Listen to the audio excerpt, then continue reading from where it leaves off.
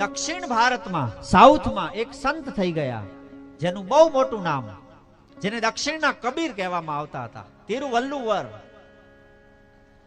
એની પાસે એક યુવાન આવે છે અને એ સંતને એમ કહે કે હું લગ્ન કરું કે ન કરું, કારણ કે મારા પરિવારના લોકો મને દબાણ કરે છે લગ્ન કરવા માટે.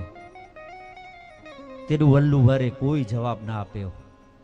થોડી વાર થઈ તો યુવાને પુનઃ પ્રશ્ન કર્યો કે મારે લગ્ન કરવા જોઈએ કે ન કરવા જોઈએ.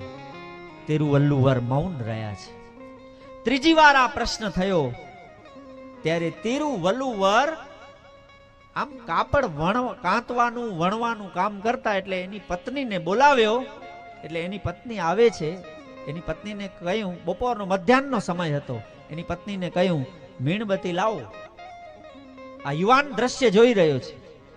એની પત્ની મીણબત્તી લાવ્યા, પછી પ્રગટાવવામાં આવી અને તિરુવલ્લુવરે એમ કહ્યું કે આ જે કાપડ છે એ વણું છું, એમાં મને અંધારું થાય છે, મીણબત્તી જરા મારી નજીક લાવજો.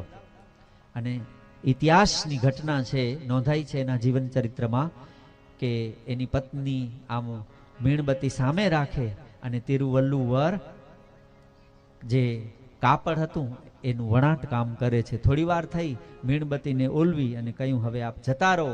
યુવાન ગયા પછી યુવાને એ સંતને પ્રશ્ન કર્યો કે આ આટલો પ્રકાશ સૂર્યનો મધ્યાહનનો સમય છે અને મને એ નથી સમજાતું કે આપ આ મીણબત્તી મંગાવી અને આપ મીણબત્તી મંગાવો એ તો સમજી શકાય, પણ આપની પત્ની પણ મીણબત્તી લઈ આવ્યા.